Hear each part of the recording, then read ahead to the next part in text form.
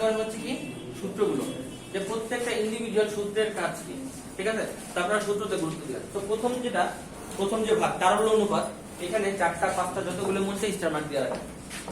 তারল্য যে অনুপাত আছে প্রথম 5টা, আপনার ম্যাক্সিমাম কোশ্চেন গুলো এখান থেকে দিয়ে আসবে ইনশাআল্লাহ। এই যে প্রথম 5টা কোশ্চেন অনুপাত এখান থেকে আসে।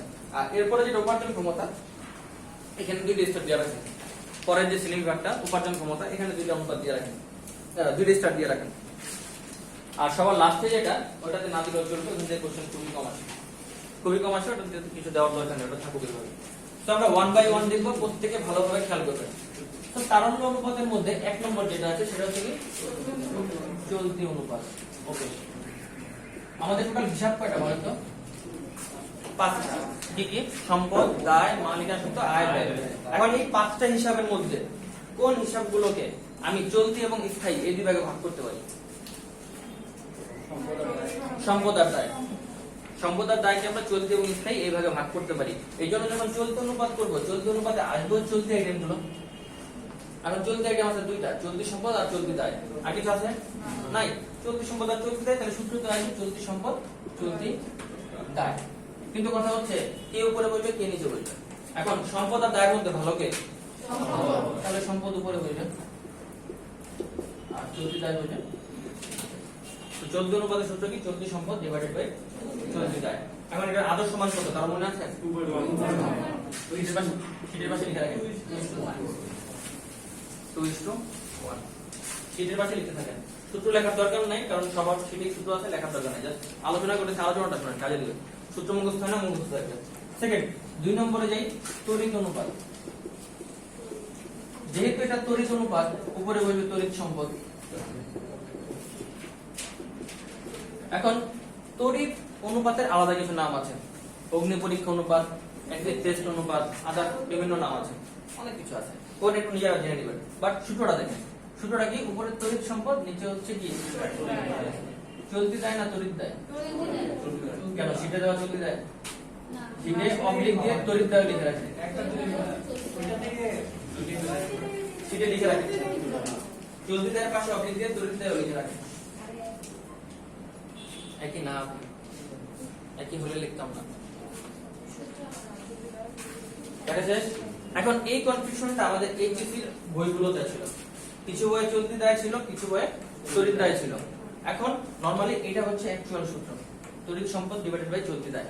এখন অ্যাডমিশন টেস্টের ক্ষেত্রে কিছু কিছু ক্ষেত্রে বা কিছু ইউনিভার্সিটিতে দেখা যায় যে এই সূত্রটা ফলো করে। কারণ কি? আপনাদের এইচএসসি তে কিছু বইয়ে এই সূত্রটা ছিল। সো নরমালি এটাই হচ্ছে আমাদের অ্যাকচুয়াল সূত্র, আমরা এটাই ফলো করব। যদি দেখবো যে পরীক্ষার অপশনে যে উত্তরগুলো থাকে, উত্তরে এটা দিয়ে করার পর আমরা উত্তর পাচ্ছি না, তখন আমরা কি করব? এটা দিয়ে করব। কথা বুঝতে পারছেন না বাইরে? যদি দেখি আমরা চলতি দায় দিয়ে করে আমরা উত্তর পাচ্ছি না, তখন কি আমরা তড়িৎ দায় দিয়ে করব। এখন কথা আসি, তড়িৎ সম্পদ কোনগুলো? তড়িৎ সম্পদ হচ্ছে চলতি সম্পদ মাইনাস চলতি সম্পদ মাইনাস চলতি দায়, সমাপনী মজুদ মাইনাস অগ্রিম খরচ সমূহ। চলতি সম্পদ মাইনাস সমাপনী মজুদ মাইনাস অগ্রিম খরচ সমূহ। এখন কেউ আমাকে বলেন তো চলতি সম্পদ কাকে বলে?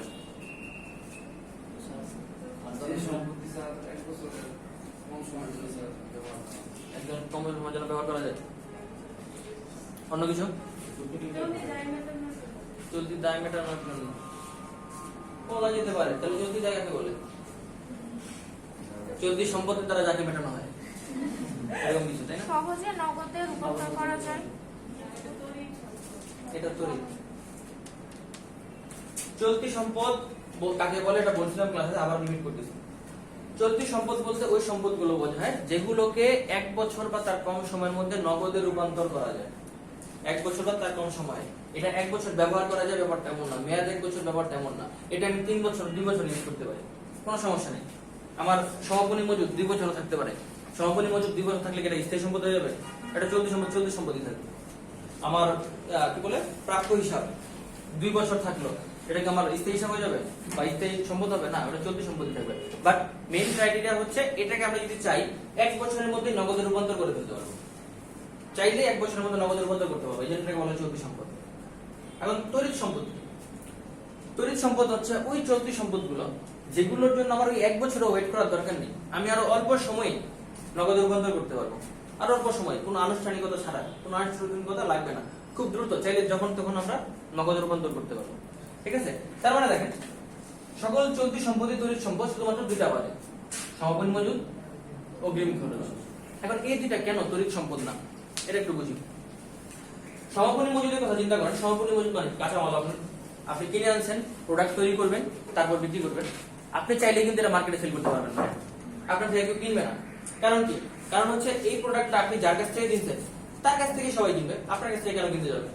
আর আপনি কি করবেন? একটু প্রফিটে বিক্রি করতে চাইবেন চাইলে, তাই তো? আপনার কাছ থেকে বেশি দাম দিয়ে মানুষ কেন কিনবে, তাই না? সমাপনী মজুদ আপনি বিক্রি করতে পারবেন না। আপনার কি করতে হবে? সমাপনী মজুদে আপনি প্রোডাক্ট উৎপাদন করবেন, তারপর আপনি বিক্রি করবেন, তারপর আপনি টাকা পাবেন। আপনি চাইলে কিন্তু নগদ রূপান্তর করতে পারতেছেন না। দেন আসে অগ্রিম খরচের ব্যাপারটা। অগ্রিম খরচের মতো ধরেন যে আমাদের এই যে রুমের ভাড়া, এই রুমের ভাড়া চিন্তা করেন আপনি 3 মাসের ভাড়া অগ্রিম দিয়ে দিচ্ছেন।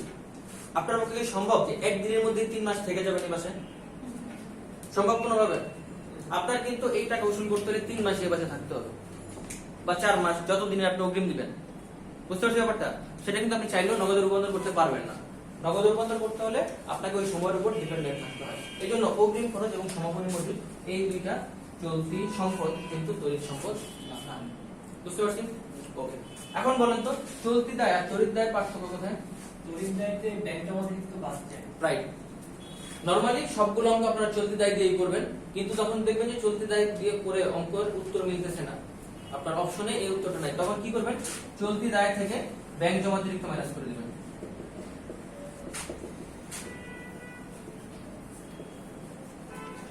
ব্যাংক জমা অতিরিক্ত তড়িৎ দায় নয়, বাকি যে আইটেমগুলো আছে আপনার হচ্ছে যে প্রদেয় হিসাব, বকেয়া খরচ সমূহ সবগুলোই তড়িৎ দায়।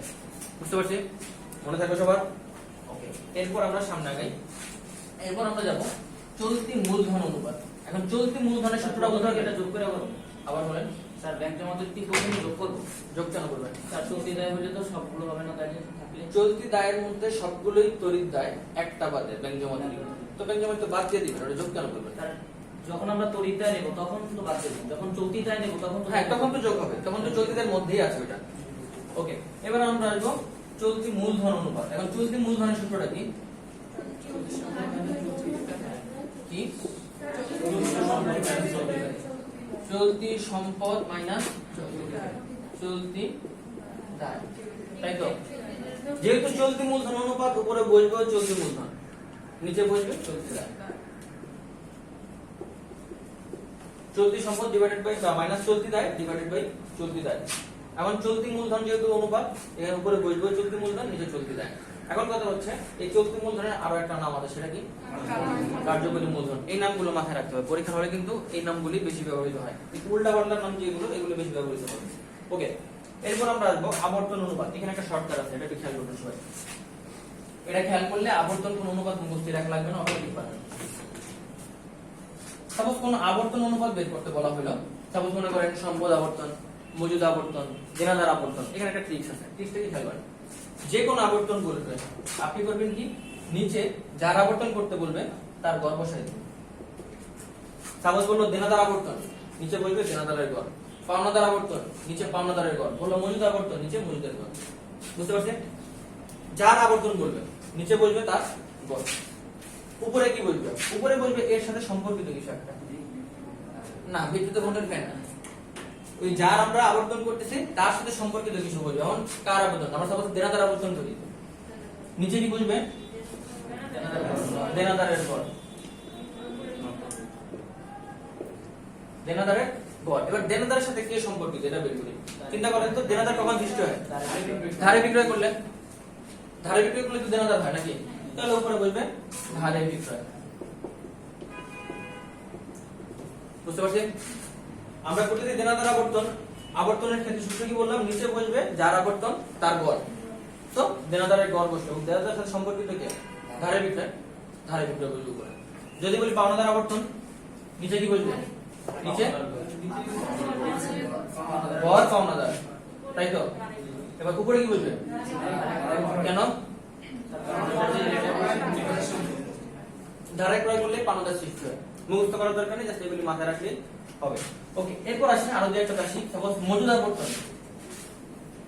মজুদ আবর্তনের কি হবে সূত্রে নিচে গড় মজুদ বা মজুদ পণ্যের গড়, উপরে কি বলবে মজুদের সাথে সম্পর্কিত কি বিক্রিত পণ্যের ব্যয়। কেন কিভাবে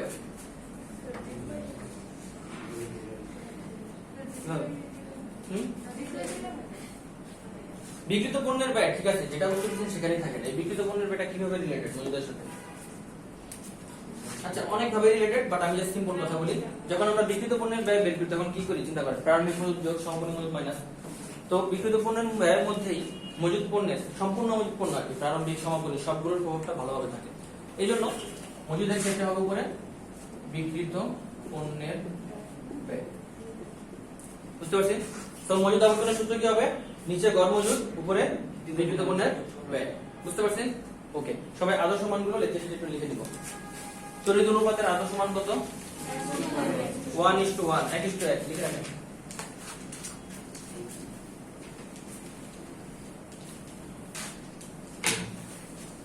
তারপরে চলতি অনুপাতের, চলতি মূলধন অনুপাতের 1:1।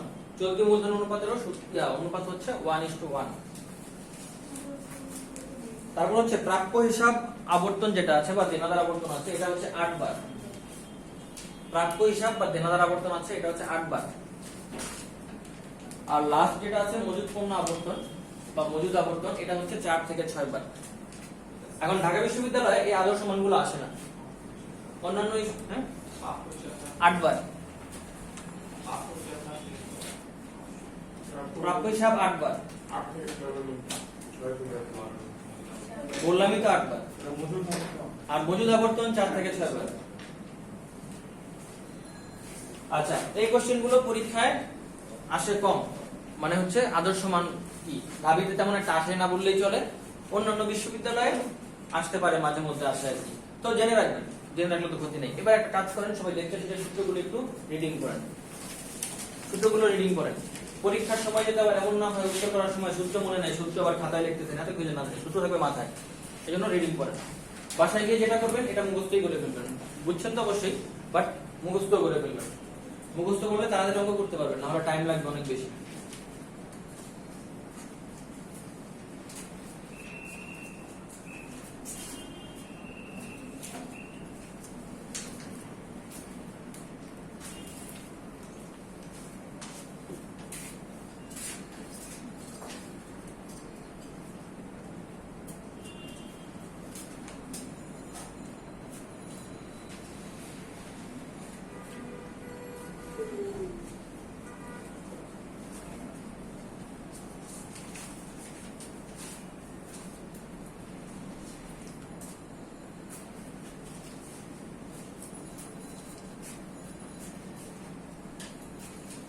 সবার সূত্রগুলো পড়া শেষ?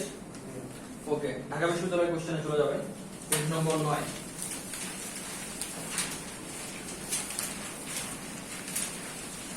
পেজ নম্বর 9 এর 2 নম্বর কোশ্চেনটা সবাই সলভ করেন। এটা অনেকের কাছে নতুন লাগবে, আবার অনেকের কাছে পুরাতন লাগবে, কারণ এইচএসসি তে এই টাইপের ম্যাথ আসতো টুকটাক। এই টাইপের এমসিকিউ তে আমরা করার কথা, সবাই করার ট্রাই করেন।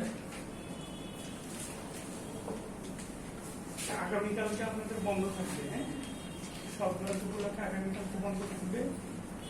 আর সেটা আইডি কার্ড জমা দিচ্ছিলেন এর আগের ক্লাসে, তার আজকে দিয়ে দিচ্ছেন, ঠিক আছে?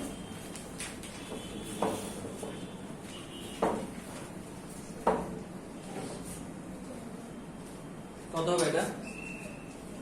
এখনো হয়নি কেন? 1,20,000।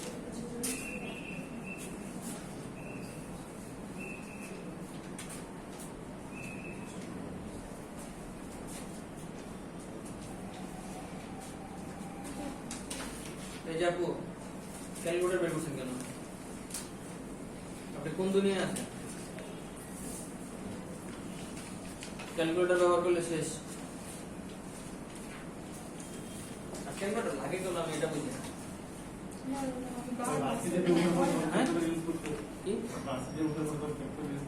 পার্সেন্ট উঠার পর করবেন, অ্যাডমিশন টেস্টে পারবেন না। আগে ভার্সিটিতে উঠেন না, ওই চিন্তা পরে করেন, আগে অ্যাডমিশন টেস্ট চিন্তা করেন। ভার্সিটি আমরা বহুত কত?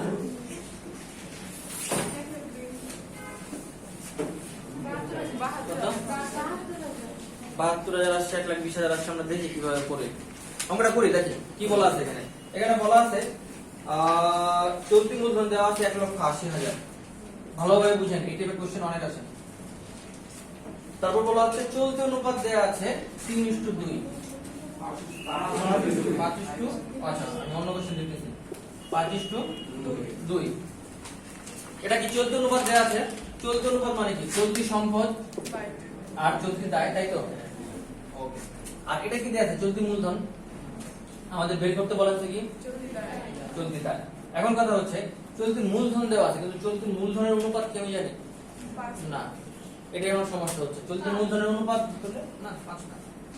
চলতি মূলধনের অনুপাত জানলে আমি বের করে ফেলতে পারতাম, কিন্তু চলতি মূলধনের অনুপাত আমি জানি না, কিন্তু বের করতে পারবো কিভাবে দেখেন। চলতি মূলধনের সূত্র কি? চলতি সম্পদ মাইনাস চলতি দায়। চলতি সম্পদ আছে 5, চলতি দায় আছে 2, মাইনাস করলে কত হয়? এই 3 হচ্ছে চলতি মূলধন। আমাদের অনুপাত দেওয়া আছে চলতি অনুপাত, মানে চলতি সম্পদ আর চলতি দায় দেওয়া আছে। চলতি মূলধনটা দেওয়া নেই। বের করবো চলতি সম্পদ থেকে চলতি দায় মাইনাস করলে চলতি মূলধন। ওকে, এখন এটা কি দেওয়া আছে? চলতি মূলধন। তো চলতি মূলধনকে তার অংশ দিয়ে ভাগ দিই। 3 ভাগ করলে কত? 1 ভাগ বের হবে। আমাদের বের করতে বলছে কি? চলতি দায়। চলতি দায়ের অংশ কত? 2 দিয়ে গুণ দিতে হবে, 2 ভাগ বের হবে। এবার কাটাকাটি করেন, যা আসবে সেটা উত্তর। 3 দিয়ে 18 কাটলে হয় 6, 6 দুগুণে 12।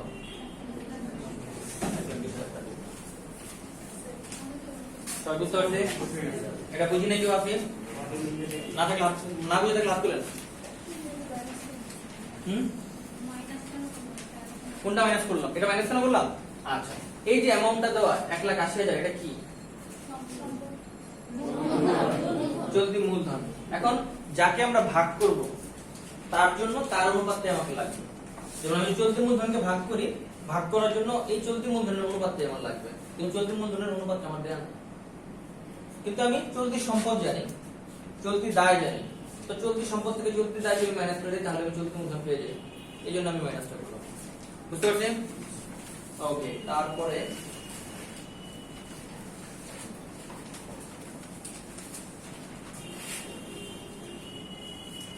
হচ্ছে 6।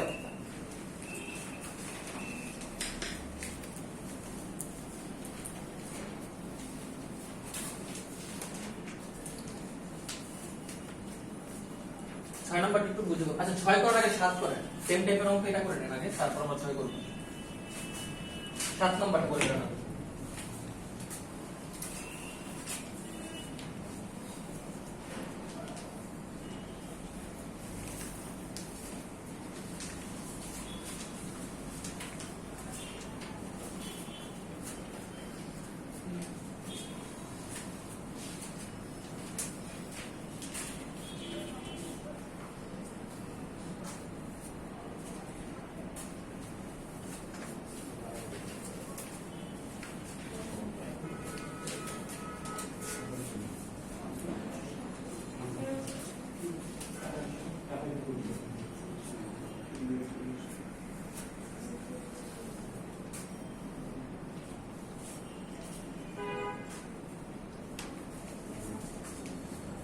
কত হবে?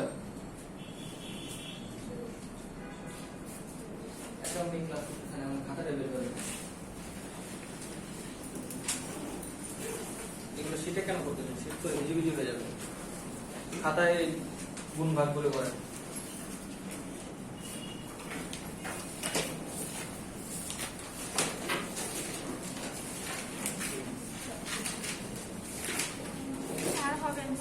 কত? 4। 67,900। আচ্ছা, দেখি বাকিরা করুন কত আসে।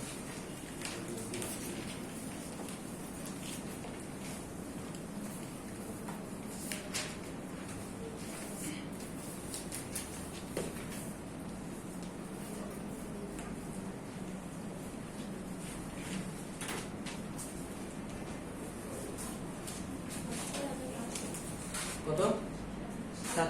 67,900। আচ্ছা, দেখি আসে কিনা। ওকে, দেখেন এখানে কি দেওয়া আছে? এখানেও ঠিক সেম আগের অঙ্কের মধ্যে 14 অনুপাতই দেওয়া আছে। আগের অঙ্ক যে অঙ্কে ছিল 5:3, এখানে 5:2, এখানেও 5:2, সেম অনুপাতটাই আছে। ইনফরমেশন দেওয়া আছে কার্যকরী মূলধন হিসাবে। কার্যকরী মূলধন মানে চলতি মূলধন, একই জিনিস। 40,740 এটা দেওয়া আছে। তো ঠিক সেম ভাবে কার্যকরী মূলধনকে আমাকে কার্যকরী মূলধন অনুপাত দিয়ে ভাগ করতে হবে। কার্যকরী মূলধন কত? 5 থেকে 2 মাইনাস করলে 3 ভাগ দেন 3 দিয়ে। বের করতে বলছে কি? চলতি সম্পদের অনুপাত কত? 5। তাহলে গুণ দেন 5 দিয়ে, যা আসবে সেটা করতে হবে। এটা করতে পারছেন না? দেখেন 13 এর মধ্যে 3 কতবার যায়? আচ্ছা 13 এর মধ্যে ছোট ছোট করে যায়। 4 এর মধ্যে একবার যায় না? 3 একে 3 থাকলো কত? 1 1 আর 0 কত? 10 3 3 9 থাকলো কত? 1 1 এর সাথে 3 6 যায় যায় না। 3 5 এ 15 থাকলো কত?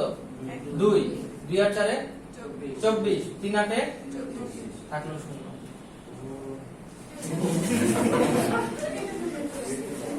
এই জিনিস যদি আপনারা করতে না পারেন তাহলে এখন কি করব? কোথায় যাব?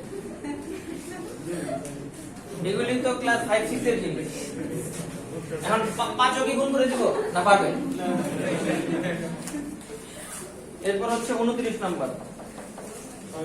ঢাকা বিশ্ববিদ্যালয়ের 29 নাম্বার সেম টাইপের ম্যাথ করে ফেলা করতে হবে।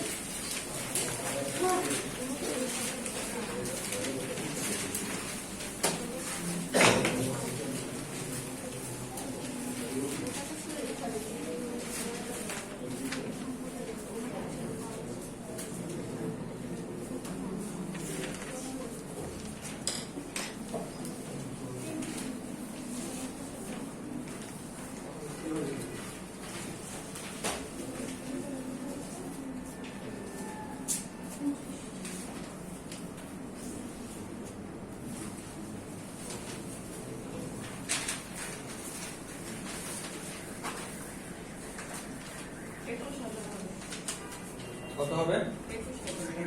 21000।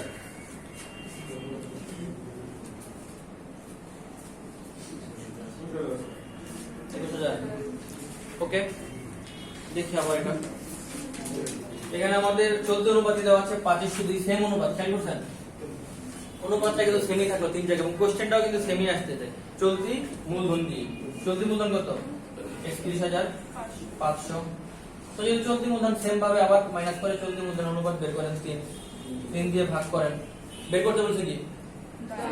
দায়ের অনুপাত কত? 2 গুণ করেন। এটা করে দিব। 3 দিয়ে 315 কে কাটলে হয় 105। না বুঝলে আবারও বলি, এটা কত? 300 না? 3 দিয়ে কাটলে হয় 100, 15 কে 3 দিয়ে কাটলে কত? 5। এই 105, এই 20 গুণ করলে হবে কত? 210।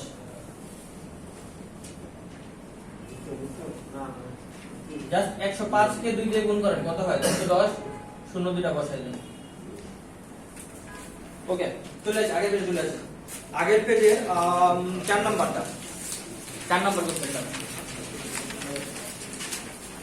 এখান থেকে কোশ্চেন আসে, অনেক কোশ্চেন আসে, কিন্তু সবটা সলভ করা যাবে না। যেগুলো আপনাদের ঝামেলা হবে আমি ওই টাইপের কোশ্চেনগুলো আজকে সলভ করে দিতেছি।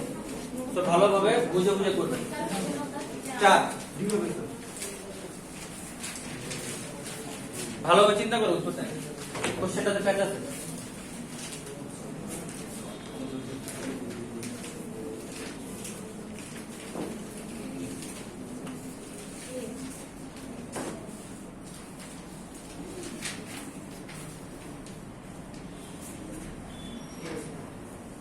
কি হবে? বি না এ? এই কোশ্চেনটা আমি বুঝাবো, ভালোভাবে খেয়াল করবেন। এই টাইপের কোশ্চেনগুলো আসে অনেক। এই টাইপের কোশ্চেনগুলো অনেক আসে যে কোথায় প্রভাব পড়তেছে, কখন হ্রাস হবে, কখন বৃদ্ধি হবে। ভালো খেয়াল করেন। আমাদের কোন অনুপাত নিয়ে কাজ করতে বলছে? 4 নম্বরে চলতি অনুপাত। চলতি অনুপাতের উপরে কি বসে? চলতি সম্পদ আর হচ্ছে চলতি দায়। আমাদের কোশ্চেনটা করছে কি? কোশ্চেনটা করা হয়েছে যে অনুপাতে প্রভাব ফেলবে না। নিম্নের কোনটির ফলে অনুপাতে কোনো প্রভাব ফেলবে না? মানে অনুপাতের যে রেজাল্টটা, সাপোজ 1:1, 2:1, এখানে কোনো প্রভাব ফেলবে না। এটা আমাদের বের করতে হবে। আমরা নিচে থেকে শুরু করি। Option D. অপশন ডি তে কি বলা হয়েছে? নগদে স্থায়ী সম্পদ বিক্রয়। জাবেদা করেন। জাবেদা বলে কি হয়? সম্পদ ডেবিট, তাই না? সম্পদ ক্রেডিট। সম্পদ ক্রেডিট, নগদান হিসাব ডেবিট। তো আমার কি হলো? নগদ বাড়লো, সম্পদ কমলো। এখন দেখেন এই অনুপাতে আসে কি কি, চলতি সম্পদ আসে আর চলতি দায় আসে। তাহলে আমার পরিবর্তনটা শুধু এখানেই হইতে হবে। এবার খেয়াল করেন, নগদ চলতি সম্পদ, তাহলে কি হলো, চলতি সম্পদ বাড়লো, তাই না? এখন আরেকটা সম্পদ কমছে, স্থায়ী সম্পদ, এটা কি আসে সূত্রে? না। এবার দেখেন শুধুমাত্র এক পাশে পরিবর্তন হলো, তার মানে কিন্তু অনুপাতের রেজাল্ট চেঞ্জ হয়ে যাবে। অনুপাত কি সেম থাকবে? না। গেল, তার মানে এটা উত্তর না, বাদ দিলাম। অপশন সি দেখেন, সিতে কি বলছে? পাওনাদারের থেকে নগদ প্রদান, পাওনাদারকে নগদ প্রদান যাবে, কি হবে? পাওনাদার ডেবিট, নগদ ক্রেডিট। ওকে, পাওনাদার কি আমার দায়, দায় কমলো, নগদ সম্পদ, সম্পদও কমলো। এখন পাওনাদার কি, চলতি দায়, তার মানে কি চলতি দায় কমলো, নগদ কি, চলতি সম্পদ, চলতি সম্পদ কমলো। তাহলে এটা উত্তর হতে পারে না, কারণ কি দুই পাশে পরিবর্তন হয়েছে, তার মানে তো সমান সমান লিখে, তাই না? কিন্তু না, এখানে ঝামেলা। এটা আমরা সমীকরণ করতেছি না, এখানে ভাগ গুণ করতেছে। ভাগ গুণ ক্ষেত্রে ওই নিয়মটা যায় না। কিভাবে যায় না দেখেন। দেখেন সাপোজ ধরেন একটা অনুপাত আছে, যেমন 1 লক্ষ বা 100 ধরি, সহজ করে ধরি, 100 ডিভাইডেড বাই 50, অনুপাতটা কত হবে? এটাই, তাই না? এখন যদি আমি কি করি, উভয় পাশ থেকে 30 করে মাইনাস করি, তার উপরে কত থাকে? এখানে। এখন অনুপাতটা কত? অথবা যদি আমি আরো ছোট করি, যদি আরো ছোট করি 3.5:1, তাই না? অনুপাত কেমন থাকলো? যখন আমরা ভাগ করি, ভাগের ক্ষেত্রে হচ্ছে পার্সেন্টেজ ডিপেন্ড করে, কত টাকা ডিপেন্ড করতেছে না, সেটা করে না। যেমন এখানে যত গুণ বাড়ছে অত গুণ কিন্তু এখানে বাড়ে নাই, জাস্ট অত টাকা বাড়ছে। এই জন্য উপরে নিচে দুই জায়গায় যদি কমে বা বাড়ে, পরিবর্তন হবে অবশ্যই। এবার অপশন বি দেখি, বি তে কি বলছেন? দেনাদার হইতে নগদ পাওয়া গেল, তার মানে কি আমাদের চলতি সম্পদ বাড়লো, আবার আরেকটা চলতি সম্পদ কমলো, তাই না? এটা আমাদের উত্তর হতে পারে। কারণ কি দেখেন, এখানে 100 প্লাস হলো, 100 মাইনাস হলো, ব্যালেন্স কত করে? 0।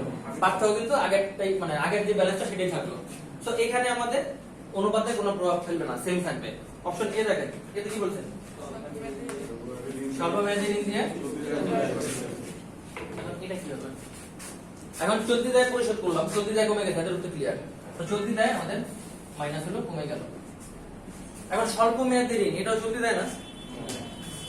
তাহলে তার মানে কি চলতি দায় আবার বাড়লো আরেকটা, তাহলে তো এটাই উত্তর হয়, এটাও উত্তর হয়, তাই না? এটা কেন? এটাতে নিচে একই সাইডে দুইটা, একটা প্লাস আছে একটা মাইনাস আছে, তো আগের ব্যালেন্সই থাকছে, চেঞ্জ হচ্ছে না। যদি ব্যাপারটা আমি বলি, দেখেন উপরে ধরেন 100 আছে, নিচে আছে হচ্ছে কি সাপোজ ধরেন 50, অনুপাত কত? 2:1। এখন যদি আমি এটা করি, উপরে 100 যা আছে তাই থাকলে কোনো চেঞ্জ নাই, নিচে 50 এর সাথে যোগ করলাম 10, মাইনাস করলাম 10, ওইটা এগুলো থাকতেছে। তো একই সাইডে যদি যোগ বিয়োগ করা হয়, একই সাইডে বা একই পাশে, হয় উপরে বা নিচে, তখন কোনো চেঞ্জ হবে না। এখন কথা হচ্ছে এটাও তো তাহলে উত্তর হয়, অপশন এ বি ডি উত্তর। যদি দায়ের পরিমাণ এক হবে না, কেন এক হবে না? আমরা দায়কে দুই ভাগে ভাগ করি, চলতি দায়, স্থায়ী দায়। তো স্বল্পমেয়াদী ঋণ এটা কি স্থায়ী দায় বা দীর্ঘমেয়াদী দায়? তাহলে বলছিলেন পরিমাণটা এক হবে না, পরিমাণ এক হবে না, পরিমাণ এক। কারণ কি বলতে কি একটা ঋণ নিয়ে, হ্যাঁ ঋণ নিলাম 1 লাখ, চলতি দায় বেশি না। এখন এখানে তো বলে না যে বেশি নিছে বা কম নিছে, এটা তো বলে না। বলছে এটা দিয়ে এটা পরিশোধ করে, তার মানে অ্যামাউন্টটা সেমই থাকবে। বলছে এইটা নিয়ে আরেকটা দায় পরিশোধ করে, সেম থাকবে। এখন এখানে ব্যাপারটা বলে বোঝো। এখন এটা উত্তর হয়, কিন্তু উত্তর আমাকে একটা নিতে হবে এবং উত্তর হবে বি। এখন কেন বি হবে, এটা কেন হবে না, এটা ভালোভাবে শুনেন। পরীক্ষা হলে এই রিজনিং গুলো আপনার করতে হবে। প্রথমত, যেহেতু বলছে কি স্বল্পমেয়াদী ঋণ নিয়ে চলতি দায় পরিশোধ, তার মানে কি স্বল্পমেয়াদী ঋণটাকে চলতি দায়ের মধ্যে ধরতেছে না তারা। তাহলে যদি চলতি দায়ের মধ্যে ধরো, তাহলে বলতো কি একটা চলতি দায় নিয়ে আরেকটা চলতি দায় পরিশোধ, এটা বলতো, কিন্তু এটা কিন্তু বলে নাই। তারা কি বলছে, স্বল্পমেয়াদী ঋণ নিয়ে চলতি দায় পরিশোধ, তার মানে কি স্বল্পমেয়াদী ঋণটা চলতি দায়ের মধ্যে তারা কাউন্ট করতেছে না, ওটাকে আলাদা কাউন্ট করতেছে। তার মানে শুধুমাত্র চলতি দায় কমতেছে, আর কোনো পার্থক্য আসতেছে না। এই জন্য অনুপাতের পরিবর্তন করবে। বুঝতে পারছি? বহুত পেঁচানো কোশ্চেন, বহুত পেঁচানো কোশ্চেন। এই টাইপের কোশ্চেন যখন পরীক্ষা আসবে, একটু পরে অ্যান্সার করার ট্রাই করবেন, আগে না, শেষের দিকে। কিভাবে অ্যান্সার করবেন এটা নিয়ে আরেকদিন কথা বলবো, আজকের না। আচ্ছা, এরপর দেখেন আপনারা 6 নম্বর কোশ্চেনটা। এই কোশ্চেনটা ভালোভাবে বুঝবেন, এই টাইপের কোশ্চেনগুলো আসে না।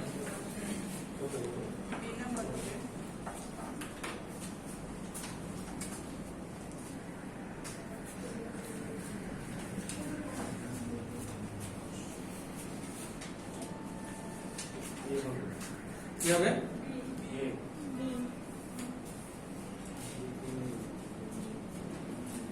এ বি অনেক কিছু আসছে, এবার আমরা দেখি। আমাদের বলছে নিচের কোনটির পরিবর্তনের ফলে তড়িৎ অনুপাতের হ্রাস ঘটবে। তড়িৎ অনুপাতের সূত্র কি? উপরে হচ্ছে তড়িৎ সম্পদ, নিচে চলতি দায়, তাই না? তো এই রিলেটেড কোন একটা জিনিসের নিয়ে আমাদের কাজ করতে হবে। এখন আমরা এলিমেন্ট গুলো দেখি। প্রথমত অপশনে যেটা আছে মজুদ পণ্যের হ্রাস। যখন মজুদ পণ্য কমে যায় তখন কি চলতি সম্পদ বা, আচ্ছা এটা আমি হচ্ছে কিছু অঙ্ক করে দেখি, তাহলে আপনারা ভালো বুঝবেন, খেয়াল করবেন। তারপর ধরেন একটা অনুপাত আছে, তড়িৎ অনুপাত এটা 100/50 এরকম আছে। তো অনুপাত হচ্ছে আমাদের 2:1। এখন কি বলছে? কি কমে গেল অপশনেতে? মজুদ পণ্য কমলো। মজুদ পণ্য কমলে কি উপর থেকে মাইনাস হবে না? মজুদ পণ্য নাই। তড়িৎ সম্পদের মধ্যে তো মজুদ পণ্য নাই। তড়িৎ সম্পদ মানে কি? চলতি সম্পদ থেকে মজুদ পণ্য আর অন্যান্য যে আমাদের অগ্রিম খরচ আছে সেগুলো মাইনাস। তো এটা তো আসেই না তড়িৎ সম্পদের মধ্যে, তো এটা তো কোনো প্রভাবই ফেলে না। অপশন এ বাদ। অপশন বি প্রদেয় সমূহের বৃদ্ধি। প্রদেয় সমূহ মানে কি? চলতি দায়। এখন দেখি চলতি দায় বাড়লে কি হয়। আমাদের ধরলাম এটা 100 আছে, চলতি দায় ধরেন বাড়লো, এটা হচ্ছে অপশন ডি, বাড়লো 50 টাকা, তাহলে কত হলো? 100। এখন অনুপাত কত? 1:1, তাই না? অনুপাত কি বাড়লো না কমলো? কমলো। আগে 2:1 ছিল, এখন 1:1 কমলো। আমাদের কোশ্চেনে কি বের করতে বলছে? হ্রাস। তার মানে এখানে কমতেছে, এটা উত্তর হতে পারে, এটা রাখলাম আমরা। অপশন সি দেখি। অপশন সি তে বলা হয়েছে প্রাপ্য সমূহের বৃদ্ধি। প্রাপ্য সমূহের বৃদ্ধি মানে কি? চলতি বা তরল সম্পদ বৃদ্ধি পাবে। তো ধরেন এটা 100 ছিল, এখন হয়ে গেল 150, আর এটা নিচে যা ছিল তাই থাকতেছে 50। অনুপাত কত হবে? 3:1। অনুপাত কি কমলো না বাড়লো? বাড়লো। এখানে এটা হচ্ছে অপশন সি। এবার আসে অপশন ডি তে। অপশন ডি তে কি বলা হয়েছে? মুনাফার সাথে কোনো সম্পর্ক নেই। মুনাফার সাথে কোনো সম্পর্ক নেই, তার মানে ডি বাদ, এ বাদ। এখন বি আর সি এর মধ্যে দেখতেছি একটা বাড়তেছে একটা কমতেছে, এটা কমতেছে এটা বাড়তেছে। আমাদের চাওয়া হয়েছে কি? তখন উত্তর ডি। কিন্তু আমার কথা হচ্ছে এটা তো আমি এভাবে করে দেখাইলাম। এখন খেয়াল করেন তো কোন ক্ষেত্রে কখন অনুপাতটা বাড়তেছে? কি বৃদ্ধি পেলে? উপরের আইটেমটা না নিচের আইটেমটা? যদি উপরের আইটেমটা বৃদ্ধি পায়, খেয়াল করেন উপরের আইটেমটা যদি বৃদ্ধি পায় অনুপাতটা বৃদ্ধি পায়, আর যদি নিচের আইটেমটা বৃদ্ধি পায় তখন অনুপাতটা হ্রাস পায়। তার মানে কি উপরের যে আইটেমটা তাকে আমরা কি বলি? লব। লব বলি না? লব, লবের সাথে অনুপাতের সম্পর্কটা সেম। যদি লব বাড়ে অনুপাতও বাড়বে, লব যদি কমে অনুপাতও কমবে। আর হরের সাথে সম্পর্কটা বিপরীত। যদি হর বাড়ে অনুপাত কমে যাবে, আর হর যদি কমে অনুপাত বাড়বে। খাতায় লাইন লাগে।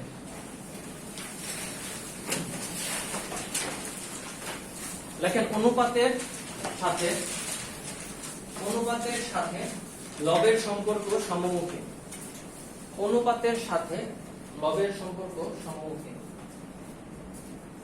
অনুপাতের সাথে লবের সম্পর্ক সমমুখী। অনুপাতের সাথে লবের সম্পর্ক সমমুখী। লব বৃদ্ধি পেলে অনুপাত বৃদ্ধি পাবে, লব হ্রাস পেলে অনুপাত হ্রাস পাবে। লব বৃদ্ধি পেলে অনুপাত বৃদ্ধি পাবে, লব হ্রাস পেলে অনুপাত হ্রাস পাবে।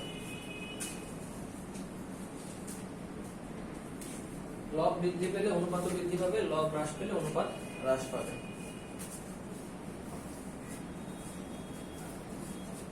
তাহলে দ্রুত দ্রুত লিখতে হবে।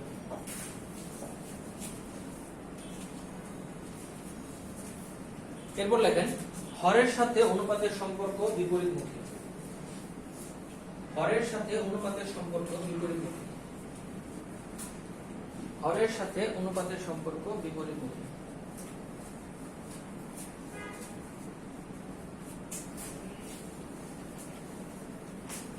হরের সাথে অনুপাতের সম্পর্ক বিপরীতমুখী। এতটুকু লিখলে হবে, আর দরকার নেই, আপনারা বুঝবেন। হর যদি বৃদ্ধি পায় অনুপাত হ্রাস পাবে, হর হ্রাস পেলে অনুপাত বৃদ্ধি পাবে। মনে থাকবে সবার? এখানে আরেকটা লাইন লিখবেন, তাড়াতাড়ি লেখেন, এত স্লো লিখলে কিভাবে হবে, দ্রুত। আরেকটা লাইন লিখে হবে যে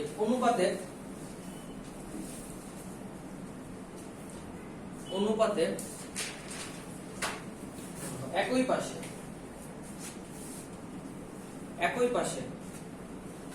অনুপাতের একই সাথে হ্রাস এবং বৃদ্ধি ঘটলে, অনুপাতের একই সাথে এবং একই পাশে হ্রাস বৃদ্ধি ঘটলে অনুপাতের কোনো পরিবর্তন হবে না। অনুপাতের একই পাশে একই সাথে হ্রাস এবং বৃদ্ধি ঘটলে অনুপাতের কোনো পরিবর্তন হবে না। লেখা শেষ? মনে থাকবে সবার? ওকে। এই রিলেটেড কোশ্চেন আসে আরো, এগুলো করবেন। আমি হচ্ছে আবর্তনের গুলো করালাম না, কারণ আবর্তনের গুলো এত টেকনিক্যাল কিছু থাকে না। 11 দেওয়া থাকবে, বসাবেন, উত্তর চলে আসবে। বাট এগুলো নরমালি প্যাটার্নও থাকে কোশ্চেন, এজন্য এগুলো করাই যায়। আমরা আবার পেজ নম্বর 4 এ চলে যাব।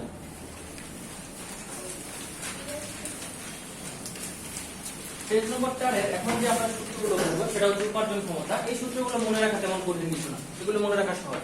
এখানে নরমালি আমাদের কাজই হবে উপার্জন নিয়ে, আয় নিয়ে, মুনাফা নিয়ে। এই সূত্রগুলো কিভাবে মনে রাখবে খেয়াল করেন। মুনাফা কখন হয়? বিক্রয় করলে। তো উপরে বসবে নিট মুনাফা, তারপর মুনাফা, নিচে বসবে বিক্রয়। এখন যেই মুনাফা বলুক, যদি বলে মোট মুনাফা অনুপাত বের করো, উপরে মোট মুনাফা, নিচে বিক্রয়। যদি বলে নিট মুনাফা অনুপাত বের করো, উপরে নিট মুনাফা, নিচে বিক্রয়। বললো পরিচালন মুনাফা বের করো, উপরে পরিচালন মুনাফা, নিচে বিক্রয়। বুঝতে পারছি?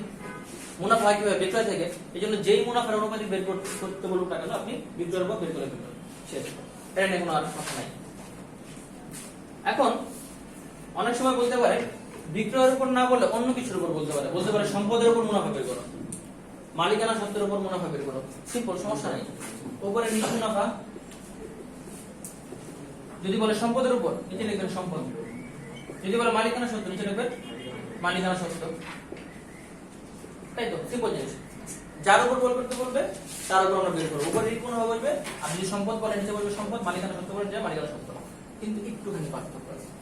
যখন সম্পদ আর মালিকানা সত্ত্ব আসবে, এগুলোর গড় বলবে নিচে। এগুলো শুধুমাত্র সম্পদ আর মালিকানা সত্ত্ব বলবে না, বলবে হচ্ছে এগুলোর গড়। এবার সূত্র খেয়াল করেন লেকচার শিটে খেয়াল করে দেখেন। 3 নম্বর যে সূত্র আছে, সম্পত্তি হতো গড়জন। উপরে কি আছে? নিট আয়, নিচে কি আছে? গড় সম্পত্তি। গড়ের নিচে আন্ডারলাইন করেন, গড় শব্দটা নিচে। কারণ পরীক্ষার সম্পত্তি আপনি ঠিকই দিবেন, কিন্তু এই গড় করতে ভুলে যাবেন। পরের পেজে যান। আচ্ছা, পরের পেজে যাওয়ার আগে ওই অনুপাতগুলো লিখে নেন, আদর্শ মানগুলো। মোট লাভের আদর্শ মান হচ্ছে 20 থেকে 30%। মোট লাভের আদর্শ মান হচ্ছে 20 থেকে 30%।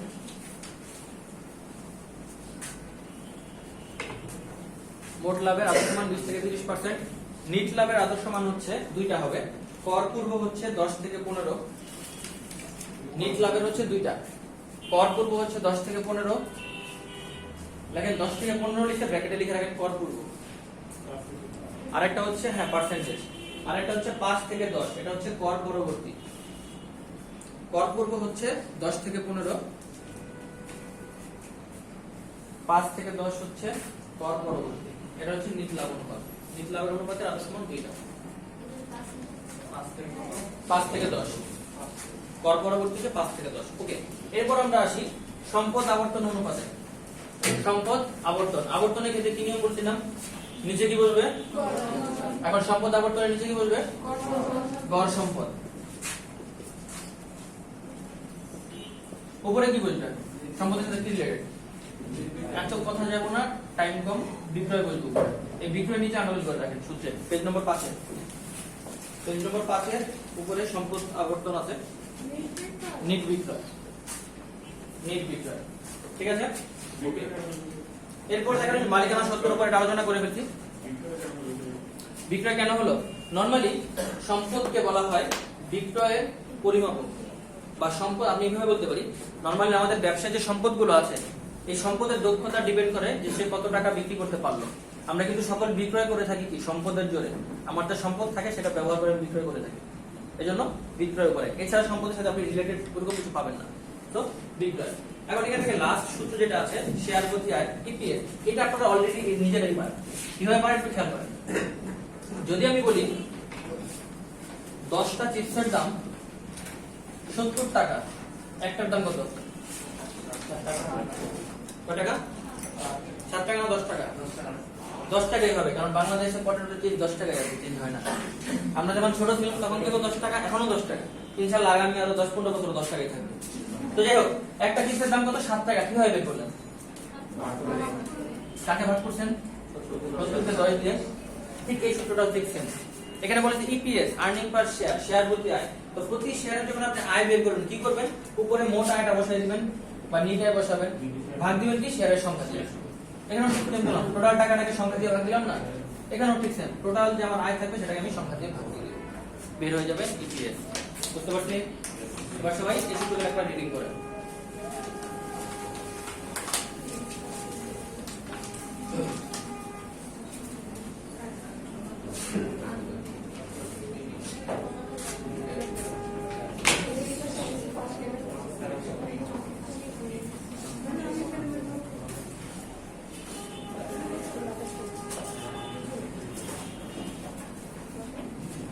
কি সমস্যা আপু? ঠান্ডা লাগতেছে? আপনার রুম লাগতেছে?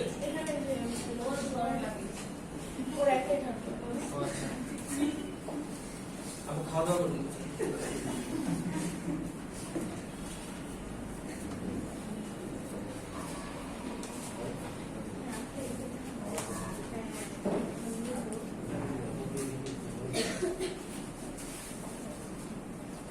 পড়া হয়ে গেছে?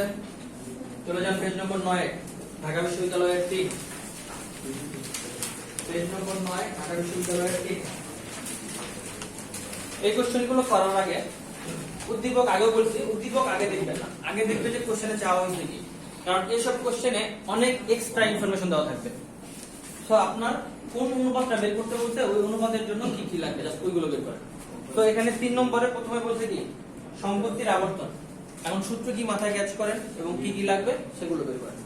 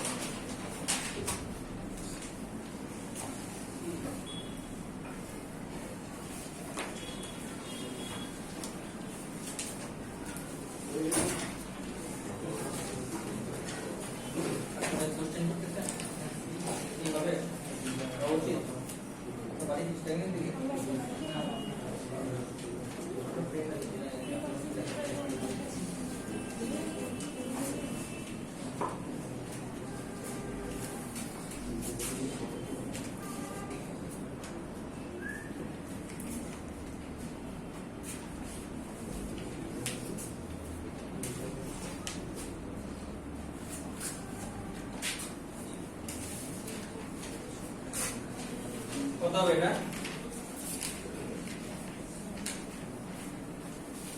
সবাই করতেই আছে।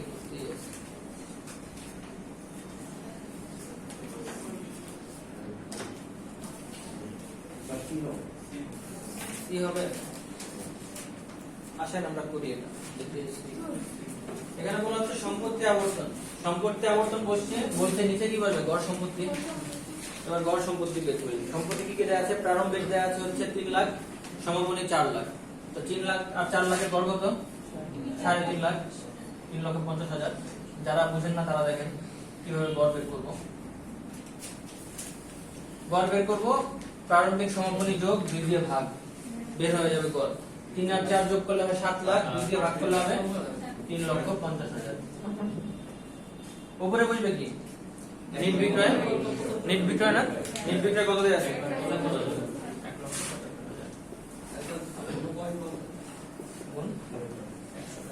পার্সেন্টেজ যেটু করবো গুণ 100 দিয়ে। এবার কাটি। হ্যাঁ পার্সেন্টেজ নাই, আমরা পার্সেন্ট করি সমস্যা নেই, বা পার্সেন্ট না করলেও পারি সমস্যা নেই, বাট পার্সেন্ট করলে আমাদের সহজ হবে করাটা। পার্সেন্ট থাকুক, এখানে 3 শূন্য 3 শূন্য কাটা, এখানে এই শূন্য 1 শূন্য কাটলাম, এবার 5 দিয়ে কাটি, 5 দিয়ে কাটলে কত হবে 7, 5 দিয়ে কাটলে এখানে কত হবে 3 5 15 আর 2 থাকতেছে 5 5 25, 7 দিয়ে 25 কাটা যায় 5, কত পার্সেন্ট আসছে তাহলে 50%, 50% আর টাকায় প্রকাশ করলে পয়েন্ট কাটাকাটি আরো কত দিতে হবে। আচ্ছা দেখেন ওইখানে প্রথমত নিচে 35 ছিল আর উপরে হচ্ছে 175 ছিল, এটাকে 5 দিয়ে কাটলাম, পুরোপুরি সমান সমান আছে তো। সমান সমান মানে 1,75,000 ডাবল করলে কিন্তু কম হবে। আসুক সহজভাবে আসে, সবাই এটা ধরতে পারবে না। তো 35 কে আমরা 5 দিয়ে কাটলাম হলো 7, 175 কে 5 দিয়ে কাটলাম হলো 35, পরে যে নিচে 7 ছিল 7 দিয়ে উপরে 35 কে আবার কাটলাম হলো 5, তো ওই 5 আর ওই যে 10 এর 100 এর পাশে একটা শূন্য রয়ে গেছে, টোটাল 50, এই 50 হচ্ছে পার্সেন্ট আর টাকায় প্রকাশ করলে সেটা হবে 0.5। ওকে, এরপর আমরা যে কোশ্চেনটা দেখব সেটা হচ্ছে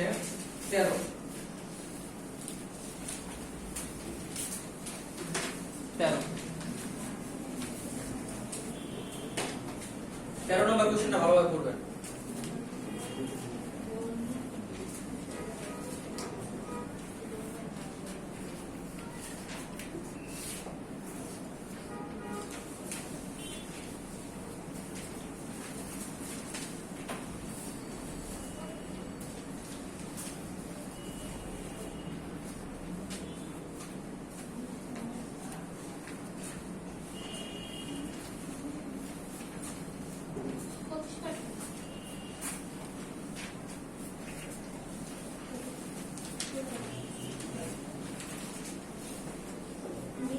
হবে 20% না 25%? 25%।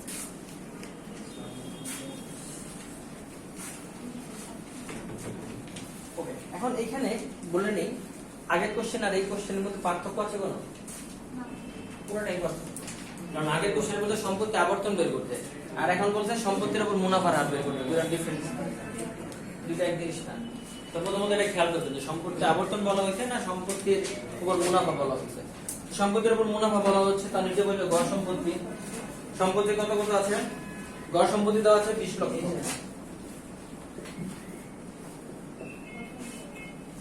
আচ্ছা, এরপর বলা হচ্ছে মুনাফা কত, মুনাফা হচ্ছে 1 লক্ষ,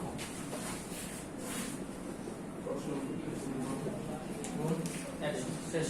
এখন কাটাকাটি করেন, এখানে তিনটা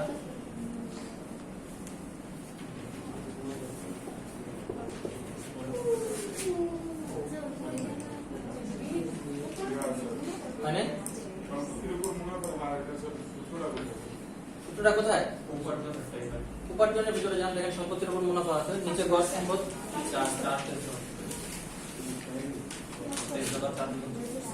23 নম্বর 5 না 4 এর একবারে সবার নিচে 3 নম্বর যেটা। কেন কি বলছিলাম, উপার্জনের ক্ষেত্রে কি হবে, যখন কোনো কিছুর উপর ধরতে বলবে, মালিকানা সত্ত্বের উপর, সম্পত্তির উপর, তখন নিচে বলবে মালিকানা বা সম্পত্তির গড়, উপরে বলবে নিট মুনাফা।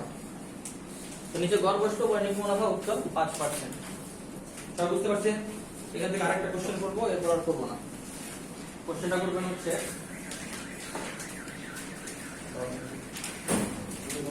কোশ্চেন করবেন 19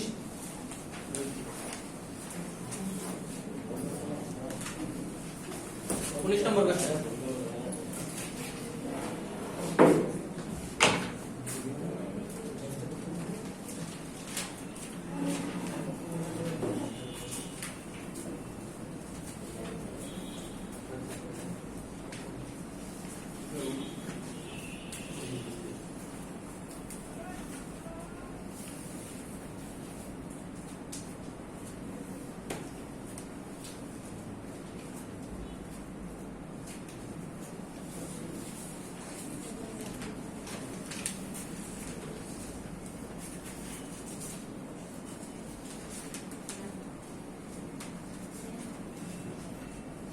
কত হবে এটা?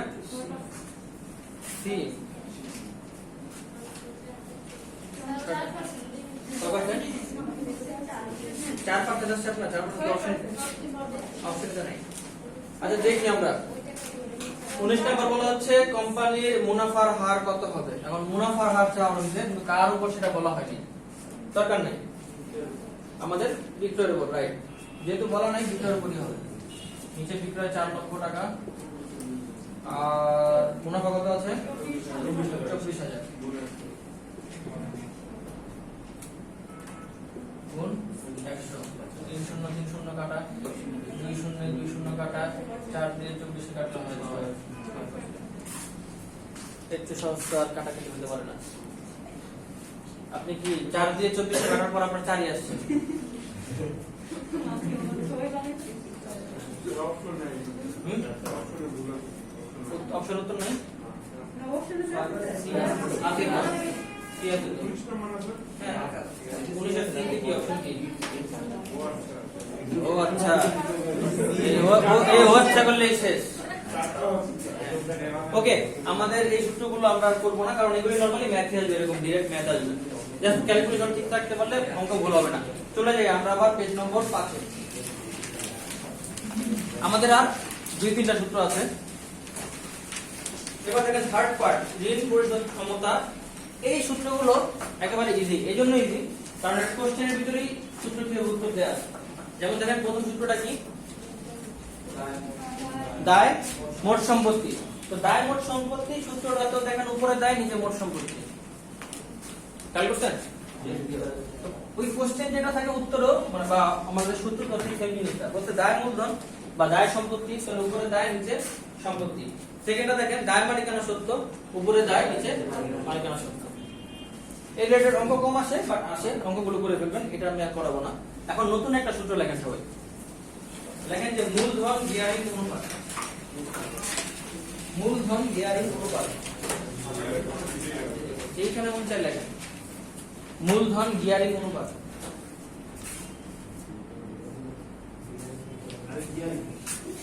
মূলধন গিয়ারিং অনুপাত। উপরে লিখবেন স্থির খরচ যুক্ত তহবিল।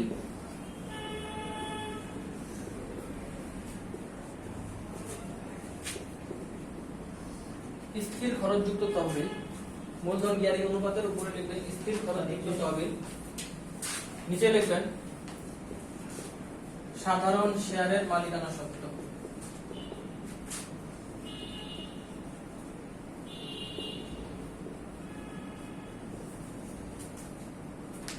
উপরে লিখবেন স্থির খরচ যুক্ত তহবিল, নিচে লিখবেন সাধারণ শেয়ারের মালিকানা সত্ত্ব।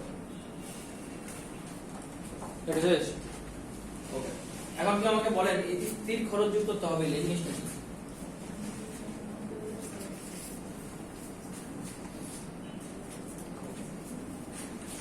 স্থির খরচযুক্ত তহবিল হচ্ছে ওই তহবিলগুলো যাদের খরচটা হবে স্থির।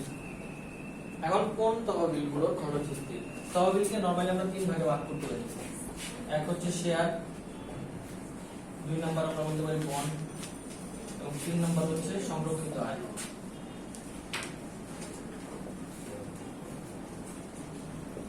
শেয়ারকে 2 ভাগে ভাগ করা যায়, সাধারণ অগ্রাধিকার। এখন আমাদের দেখতে হবে এই তহবিলগুলোর মধ্যে কোনগুলোর খরচগুলো স্থির। এখন শেয়ারের খরচ কি? লভ্যাংশ। বন্ডের খরচ কি? সুদ, তাই তো? এখন দেখি সাধারণ শেয়ারের জন্য আমরা যে লভ্যাংশটা দিয়ে থাকি সেই লভ্যাংশটা কি ফিক্স থাকে? তখনই ফিক্স থাকে না, কারণ প্রতি বছর অ্যানুয়াল জেনারেল মিটিং এ আমরা কি করি? ডিসিশন নিই যে কত টাকা আমরা বা কত পার্সেন্ট আমরা লভ্যাংশ দিব, সেটা স্থির না। অগ্রাধিকার শেয়ারের লভ্যাংশ কি স্থির? কারণ এর অগ্রাধিকার শেয়ারের যে লভ্যাংশ যে পার্সেন্টেজ সেটা সবসময় ফিক্স থাকে, শেয়ারের দামের সাথেই লেখা থাকে 10%, 5% এভাবে লেখা থাকে। তো কোনো বছর লাভ হোক আর না হোক এই অগ্রাধিকার শেয়ারের লভ্যাংশ আমাদের দিতেই হয়, এটা অবশ্যই স্থির। বন্ডের যে খরচ এটা কি সুদ? সুদ কি স্থির? অবশ্যই স্থির, অবশ্যই স্থির। সুদের সাপোজ বললো যে 10% সুদ, প্রতি বছর আপনাকে 10% করে দিতে হবে, বেশিও দিবেন না কমও দিবেন না, যেই মূল অ্যামাউন্ট থাকবে সেই অ্যামাউন্টের উপর আপনি 10% করে দিয়ে যাবেন। তো বন্ডের খরচও স্থির, অগ্রাধিকার শেয়ারের খরচও স্থির। এখন বলেন তো সংরক্ষিত আয়ের খরচ কি? সুযোগ ব্যয়, রাইট। সুযোগ ব্যয় শেয়ারের খরচ হচ্ছে লভ্যাংশ, বন্ডের খরচ হচ্ছে সুদ, সংরক্ষিত আয়ের খরচ হচ্ছে সূচক ব্যয়, এবং এটা অবশ্যই স্থির না। তাহলে দেখেন স্থির পেলাম আমরা দুটো জিনিস, অগ্রাধিকার আর বন্ড। তার উপরে বসবে অগ্রাধিকার শেয়ার আর বন্ড, আর নিচে বসবে সাধারণ শেয়ারের মালিকানা সত্ত্ব বা সাধারণ শেয়ারের পরিমাণ কত। বুঝতে পারছি? আমাদের অনুপাত শেষ, এর রিলেটেড কোনো ম্যাথ আর করাবো না, নিজেরা করবেন। এখন আমাদের আরেকটা পার্ট রয়ে গেছে, আমাদের আর এই ক্লাসে 20% বাকি আছে, সেটা হচ্ছে অব্যবসায়িক প্রতিষ্ঠান।